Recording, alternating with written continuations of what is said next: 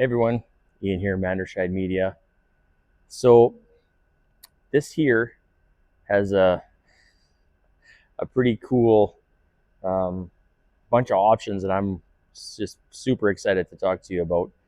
So in all of our car collecting over the last, pretty well 30 years almost, coming up 30 years, my parents, myself, and now my family, my wife and kids getting into this, we've never had a second generation Dodge Charger. Tried to purchase a couple, but never worked out. Well, this one for the time being is in our fleet, and it's really neat. So this is a 1970 Charger 500.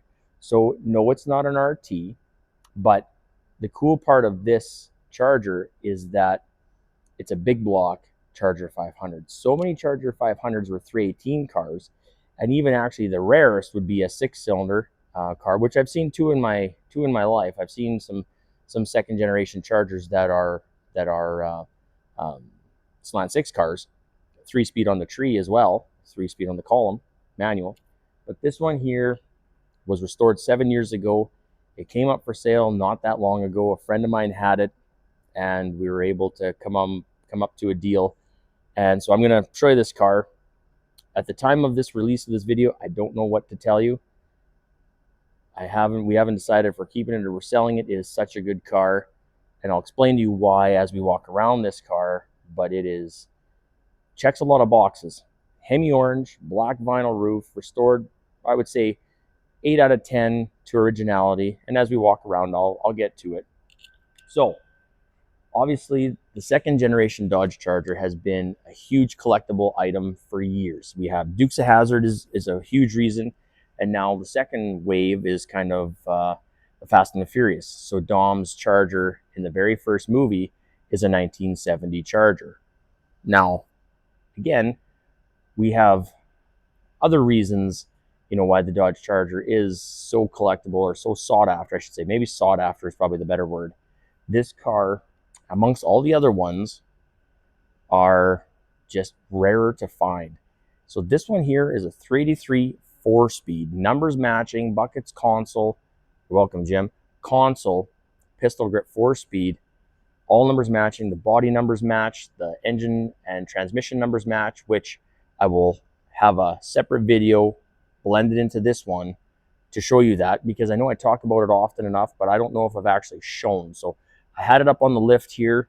So I took a video while it was up on the lift. Well, now it's down. I adjusted the clutch a little bit and took it for a test drive, and it's spot on right where I want it. So I took the video ahead of time, so I'm going to section it in here later. But come around. Step one, the iconic fuel fill. So this is the flip up gas cap that that second generation Chargers had.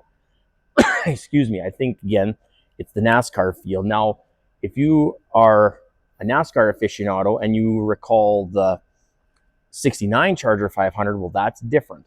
This is a 70. And the biggest difference is the back window and the front. So we have a recessed here. All 69 Chargers that weren't a 500 had this. If you had a Charger 500 in 1969, it was flat. So the same as the back window as a Daytona. Well, they made 392 of those examples, which is not many, and they were supposed to make 500, but they never did make it to the 500 mark. Nevertheless, they were just better aerodynamically. So now this one lost that aerodynamic part, which that's just part of the deal. And the 500 is a lesser option. I think there's one documented Hemi Charger 500. So this car in its form is one of 1,335. Now, we do have aftermarket wheels on it, and I know I put a short video out there asking, do we want black walls in or white letters out? The general consensus was white letters out, and I like white letters out. I think it looks more like a muscle car.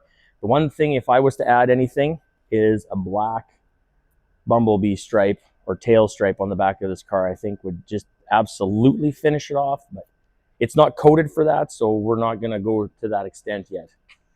So if we jump in, 1970, first year we have high back bucket seats. The steering wheel's wrong. Yes, just don't worry about it. We're in the process of solving that problem. That's an easy one to solve. This is an R22 radio code, so it's got AM and 8-track. You see the big, awesome pistol grip. So this is the biggest shifter you could ever get from Mopar. Now, if we're looking at the scenario with Chevy and Ford guys, you might be saying, well, they're the slower shifter, and you're not necessarily wrong, but it's the coolest shifter. With a buckets console 4-speed, that is the biggest pistol grip you could get. The second biggest pistol grip, we can walk over. We actually have a Roadrunner here, so we could show you the pistol grip in that Roadrunner, the purple car. That's got the second biggest shifter. Third biggest shifter is 71 to 74 B bodies with a bench seat. My 73 had one, which is featured on the channel. It's the yellow and black one. And then the short one is the E body 70 to 74, the short throw pistol grip. So now, being it's a 500, the VIN comes up as an XP 29. 29 is the sports roof. This is a VIN N, which is the 383 4-barrel. And then 0 for 70, and then G is for the production plant. So as we're going around this again was restored by somebody I do not know. It came out of British Columbia before it came into the Saskatoon area. But this car is coated with the L31 hood-mounted signal lights. So when you hit the signals, these are your signal lights. They're not mounted up here on the fenders. They're down here on the hood, and they function. Now we have the 1970 goes back to the full front bumper like a 68, but still a tad bit different. Hideaway headlights work. You see the 500 logo on the headlight door. If this was an RT, it would have the RT emblems there. Okay, so we'll crack it and we'll get under the hood.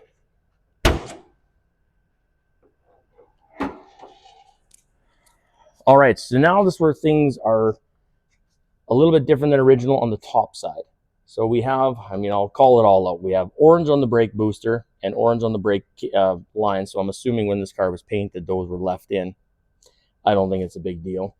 But it's got a Holley Sniper fuel injection kit. So we have a Holley Sniper. We have distributor, billet distributor. We have the coil, aftermarket, Mopar dual plane aluminum intake manifold. Then obviously the Holley Sniper below, and then the brain box to your right here.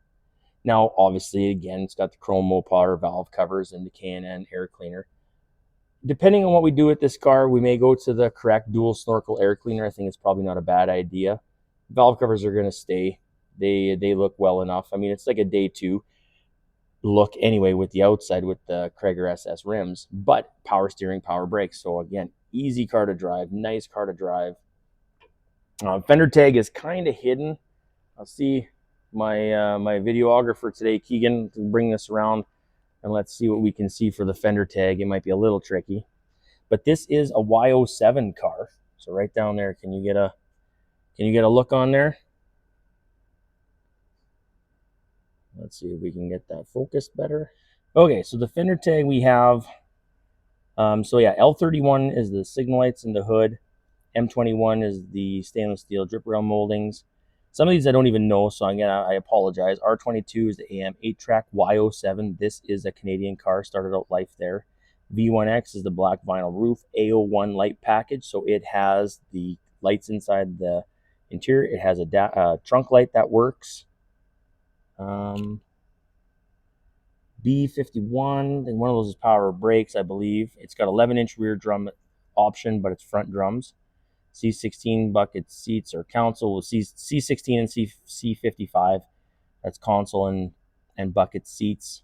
So EV2 Hemi orange, and it comes with the C5XA interior seats with and this was built, looks like February 19th. I'm trying to do it through the phone here, so I'm sorry.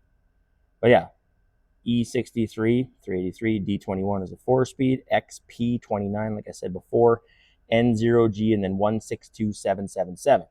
All right, so now when I was talking about numbers matching and stuff, there's a number, and I will try. I've seen it, I've verified it. It is sitting right here. Can we see it? Not for crap, but it is the right 0G162777. It's there also. So rad support number matches, engine number matches with the transmission number matching. So like, I mean, this car is very, very cool. All right, so I've talked about numbers matching here long enough in all these videos that I show, I think, every once in a while, but this one here, I already have the car up on the lift, so this will be real simple. Obviously, I realize this isn't all supposed to be orange here, but the last owner decided it was a good idea, so it's all Hemi orange. These, lower control arms, K-member and stuff like this, but easily changed, not a big deal. But it is all new pieces, so to take it all apart now, I don't know if it's really worth it. But okay, so now when we're talking about numbers matching, that means that the VIN number on the dash matches the VIN number on the fender tag, which matches the fender or the rad support number on the car. So what I'm going to show you right now is the engine and transmission number. So on the passenger side, we are looking for a 0G162777. Get my handy dandy light up there. 0G162777. So I have verified this as being numbers matching already, but I wanted to just show everybody on the YouTube channel. Now this one's a little bit trickier to get to with my camera, so I apologize if this is subpar, but it 100% is numbers matching. We can't see it very well, but it is there. 162777. 0G162777, and then we have a PP8333021. So this car, because it's a 383, is a 23 spline input shaft. There we go. Oh, wonderful. Okay, so that's how we verify numbers matching. Now, I will, throughout this video, so this is just one section, I'm going to let the car down and actually take it for another test drive, but I just wanted to get this while it's up on the lift. So I had adjusted the clutch and I had changed the springs up, or changed the spring up here, so I just wanted to revalidate that everything is kosher here underneath.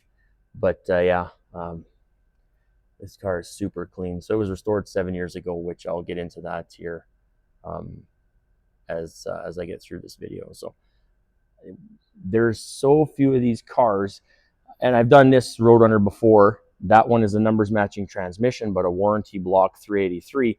Everything else matches, body numbers and all that match too, but to have all the pieces match, even my Hemi car, the engine is not original. The transmission is. I mean, that's because everybody drove the crap out of these things. That's what happened, is something got blown up, and then, either the engine maybe wasn't repairable, or they just switched it out with something else because it was faster and more convenient. So to have a numbers matching car 54 years later, and I'm going to show you even the creme de la creme, in my opinion. Yeah, it's got headers, so yes, it doesn't have the high performance exhaust manifold, but I think for what this car is, I think it's better. I really do. Some of you may not agree with me, and that's fine. I'm totally fine with someone not agreeing with me. We do not have to be enemies. I just wanted to show you these cars because I think they are just awesome. Okay, so what we have also, which you might have seen it on when we were on the other side, we have a broadcast sheet. This is the actual broadcast sheet of the car. So we have the birth certificate of this car.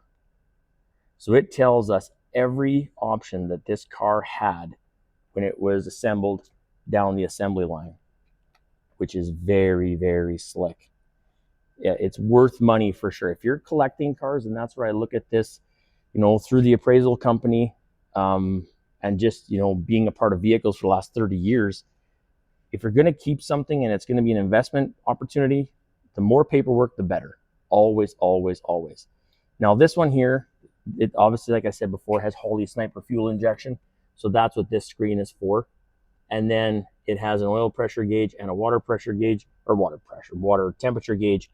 And that was installed prior here. It's a clock cluster. I'll walk around. I think Keegan got it there before, but that shifter is ridiculous.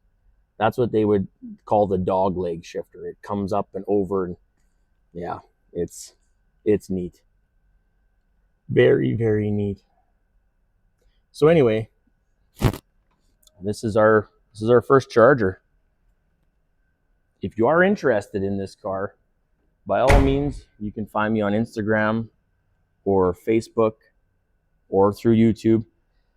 I think I'll probably put this video out here in a short while. So today is like August, middle of August, third week of August. I can't tell you the exact date because I'm not 100% sure, but it's going to get, depending on what we do with it, it's going to go for some not winter storage, but we're going to be hooking up with Riv's Classic Car Toy Box. We got some huge news coming there, but I don't want to spill the beans just yet. But this car, I just had to show you while I had it here in some decent lighting. I was going to take it outside, but it's 33 degrees outside, and I'm more of a 23 degrees kind of guy. So anyway, thanks again, everybody, for watching.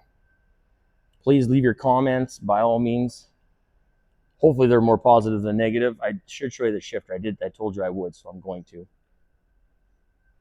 Now this one might actually be technically longer per se, but when I mean like with bends and dips and curves and such, that would be the console one. But so this one again is definitely big. I'm just a pistol grip fan. When I was first looking for my first car, I couldn't find a pistol grip anywhere. And then I found that yellow one that I sold, but I did the video on there. I had that one, and then, you know, we've kind of been bouncing back and forth. We found 3 buckets console 4-speed cars in the last little while, that between a friend of mine that, you know, buying and selling a few. It's pretty awesome. I find it, you know, super entertaining. I mean, as long as everybody's happy on both ends of the buying and the selling, I think it's wonderful. But anyway, thanks again, everybody, for following us. This, I think I'm going to use for my 300th video. I'm at $2.99 right now. I can't think of a better thing right now to put out there for our 300th video. This is the one. All right, again, thanks for all your support. Appreciate everybody out there big time. And yeah, hope to, you know, keep having videos coming out there to for your enjoyment. All right, take care and bye for now.